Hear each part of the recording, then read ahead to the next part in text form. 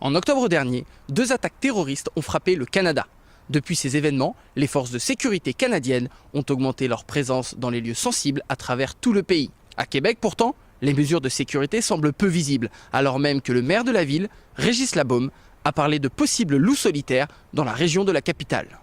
Dans le cadre de ce reportage, l'Exemplaire a contacté les députés de la Commission des institutions de l'Assemblée nationale, qui est compétente en matière de sécurité publique pour la région de Québec.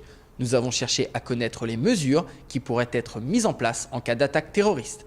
Gilles Ouimet, président de cette commission, a refusé de répondre à nos questions, nous renvoyant vers la présidence de l'Assemblée nationale. L'ensemble des députés de la commission, que nous avons réussi à joindre, ont refusé d'aborder ce sujet. Joint par téléphone, François Moisan, le directeur de communication du service de police de la ville de Québec, nous a confirmé que les forces de police ont un plan de gestion de crise. Néanmoins, il a refusé de s'étendre plus longuement sur ces mesures, précisant que la plupart des données sont sensibles et confidentielles. L'Exemplaire a rencontré Kevin Caron, un habitant de Québec, qui a accepté de se livrer sur sa vision du terrorisme. Est-ce que vous craignez une attaque terroriste comme à Ottawa, il y a quelques semaines?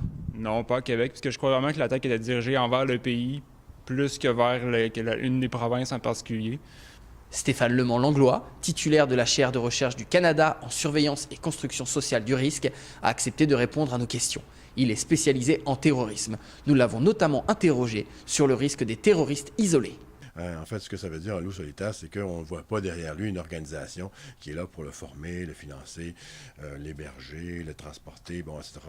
Il est tout seul dans ça. Bon, c'est des personnes qui étaient très actives sur Internet, qui voyaient, enfin, pas plus actives que le Québécois moyen, mais enfin, qui avaient accès à un paquet d'informations à travers Internet. Il apparaît que la ville de Québec ne semble pas démunie face à d'hypothétiques attaques terroristes. Ici Jordan Proust, à Québec, pour l'Exemplaire.